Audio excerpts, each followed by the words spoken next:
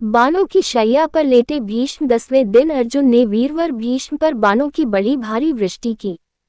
इधर द्रुपद की प्रेरणा से शिखंडी ने भी पानी बरसाने वाले मेघ की भांति भीष्म पर बाणों की झड़ी लगा दी।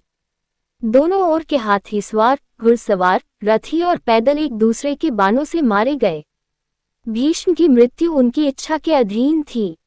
जब पांडवों को ये समझ में आ गया कि भीष्म के रहते वो इस युद्ध को नहीं जीत सकते तो श्री कृष्ण के सुझाव पर उन्होंने भीष्म पितामह से ही उनकी मृत्यु का उपाय पूछा। उन्होंने कहा कि जब तक मेरे हाथ में शस्त्र है तब तक महादेव के अतिरिक्त मुझे कोई नहीं हरा सकता। उन्होंने ही पांडवों को सुझाव दिया कि शिखंडी को सामने करके युद्ध लड़े।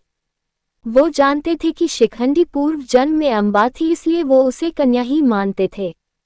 10वें दिन के युद्ध में अर्जुन ने शिखंडी को आगे अपने रथ पर बिठाया।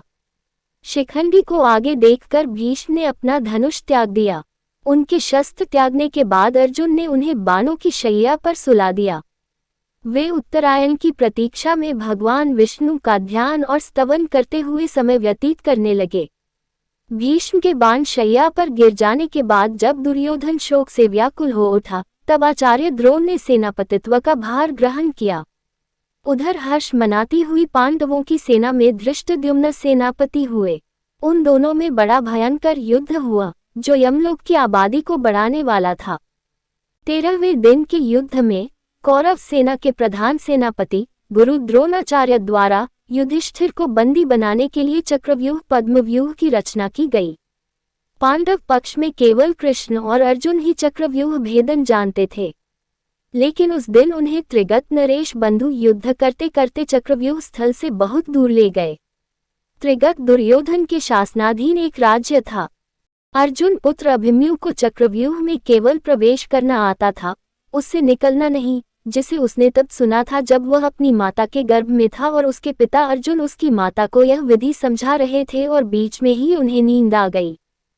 लेकिन जैसे ही अभिमन्यु ने चक्रव्यूह में प्रवेश किया, सिंधु नरेश जयद्रथ ने प्रवेश मार्ग रोक लिया और अन्य पांडवों को भीतर प्रवेश नहीं करने दिया। तब शत्रुचक्र में अभिमन्यु अकेला पड़ गया। अकेला होने पर भी वह वीरता से लड़ा और उसने अकेले ही कौरव सेना के बड़े बड़े योद्धाओं को परास्त किया, जिनमें स्वयं कर्ण, द्रोण और दुर्योधन भी थे। कर्ण और दुर्योधन ने गुरु द्रोण के निर्देशानुसार अभिमन्यु का वध करने का निर्णय लिया। कर्ण ने बाण चलाकर अभिमन्यु का धनुष और रथ का एक पहिया तोड़ दिया, जिससे वह भूमि पर गिर पड़ा और अन्य कौरवों ने उस पर आक्रमण कर दिया। इस युद्ध में अभिमन्यु मारा गया। युद्ध समाप्ति पर जब अर्जुन को ये पता लगता है कि अभिमन्यु के मारे जाने में जयद्रथ का सबसे बड़ा हाथ है, तो वह प्रतिज्ञा लेता है कि अगले दिन का सूर्यास्त होने से पूर्व वह जयद्रथ का वध कर देगा, अन्यथा अग्नि समाधि ले लेगा। 14वें दिन का युद्ध अविलक्षण रूप से सूर्यास्त के बाद तक चलता रहा और भीमपुत्र घटोत्कच, जो अर्ध-असुर था, कौरव सेनाओं का बड़े पैमाने पर संहार करता रहा। आमतौर पर असुर रात्रि के समय बहुत अधिक शक्तिशाली हो जाते हैं। दुर्योधन और कर्ण ने वीरता से उसका सामना किया और उससे युद्ध किया। अंततः जब ये लगने लगा कि उसी रात घटोत्कच सारी कौरव सेना का संहार कर देगा, तो दुर्योधन ने कर्ण से ये निवेदन किया कि वह किसी भी प्रकार से इस समस्या से छुटकारा दिलाए।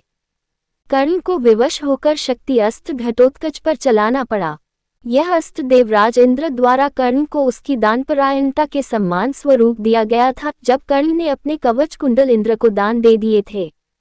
लेकिन कर्ण इस अस्त्र का प्रयोग केवल एक बार कर सकता था, जिसके बाद यह अस्त्र इंद्र के पास लौट जाएगा। इस प्रकार शक्ति अस्त्र का प्रयोग घटोत्कच पर करने के बाद वह इसे बाद में अर्जुन पर ना कर सका। विराट और द्रुपद आदि राजा द्रोण रूपी समुद्र में डूब गए। उस समय द्रोण काल के समान जान पड़ते थे। इतने ही में उनके कानों में यह आवाज आई कि अश्वत्थामा मारा गया। इतना सुनते ही आचार्य द्रोण ने अस्त्र शस्त्र त्याग दिए। ऐसे समय में धृष्टद्युम्न के बाणों से आहत होकर वे पृथ्वी पर गिर पड़े।